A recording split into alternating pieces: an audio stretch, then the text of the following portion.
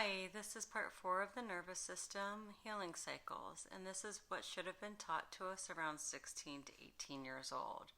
Why healing repeats, stalls, reboots, and why none of that means that you're failing. Please be patient while I work out my rhythm and the tech that I need to get this right for you, but hopefully everything comes through okay. This is Jody, and welcome back to Alcora, the gather all between worlds.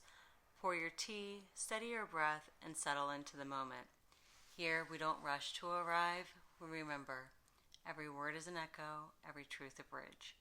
Today's reflection explores healing cycles, not as a problem to solve, but as a process the nervous system was always designed to move through. This isn't about fixing yourself, it's about understanding where you are.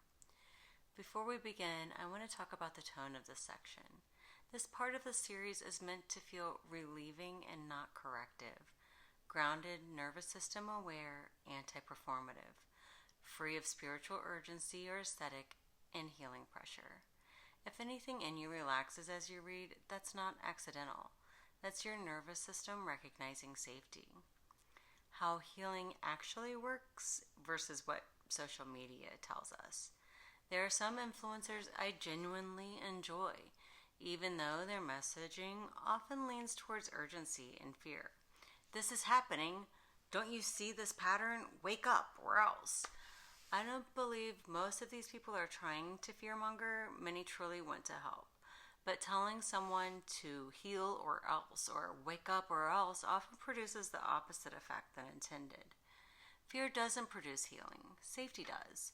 There are also services that promise immediate results for a small, oddly specific fee, sometimes something like $11.95 with a clear timeline of 6 to 8 weeks and guarantees that last for years. I say this with affection for how human we all are, because if there were a shortcut that actually worked, most of us would have taken it by now.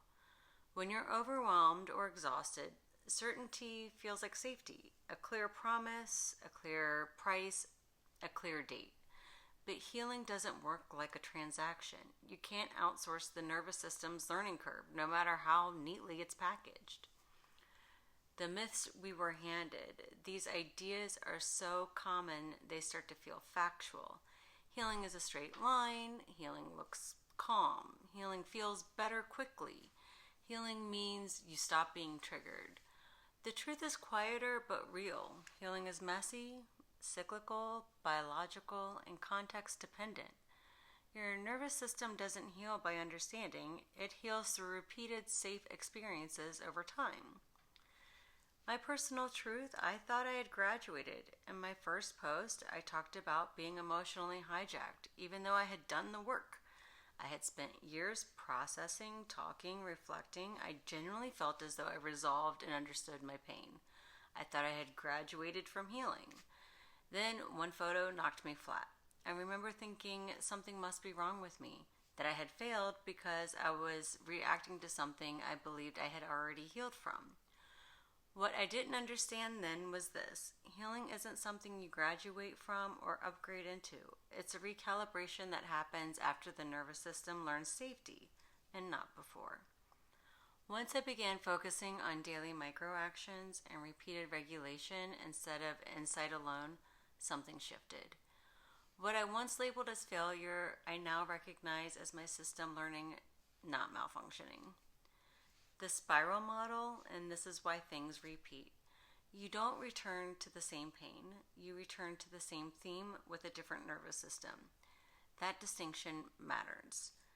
The difference between a loop and a spiral is this: a loop is the same trigger, the same reaction, and the same collapse, while a spiral is the same trigger with new awareness, with a shorter recovery and more choice.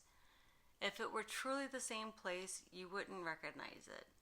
Growth often feels like deja vu with slightly more breath. Everyday signs you're spiraling and not looping is the same argument, but you notice your jaw tightens sooner rather than later. The same emotional wound, but you don't abandon yourself. The same family dynamic, but you leave earlier, stay quieter, or speak once instead of 10 times. Repetition isn't proof you're stuck. It's how the nervous system tests safety. Here's a personal truth and a domestic spiral. I love Angelo, and we were intentional before we decided to move in together. We'd both been married for about 15 years previously, and we didn't want to repeat the same loops, especially with children involved. We did what people recommended, long conversations, what-if scenarios, quizzes, trips with the kids, even couples counseling. Oddly, the one thing we didn't do was assemble cheap furniture together. We learned quickly on the first day that we moved in together that we have very different nervous system approaches to shared projects. I move by intuition and momentum, and he measures, maps, and mentally engineers before acting. On move-in day and later, while replacing a TV recently, both of our systems lit up. Not because of the task, but because of what the task represented. What mattered wasn't that the trigger appeared again. What mattered was this. It wasn't a loop. The trigger was familiar. The response wasn't. I noticed what was mine to carry and what wasn't, without effort. I didn't escalate. I didn't manage. I didn't apologize for perceptions that weren't mine. Later, Angelo named his own nervous system response. I simply affirmed that he already knew that to be true. That's what a spiral looks like in real life, and I can expand on that more to give you some more context if that helps at a later date. I'll go by comments to see. Stress test versus regression. Not every setback is regression. Some moments are a stress test.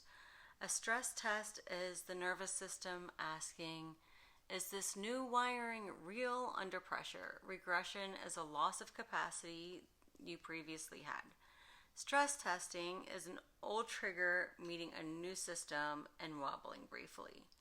You might still react, you might still snap, but the recovery is faster, cleaner, and less story heavy. Capacity is measured by recovery time, not perfection. A nervous system under load reveals truth and not failure. You didn't fall apart, you loaded the system. The integration plateau. This is the phase that scares people into quitting. It doesn't look like healing, it feels flat.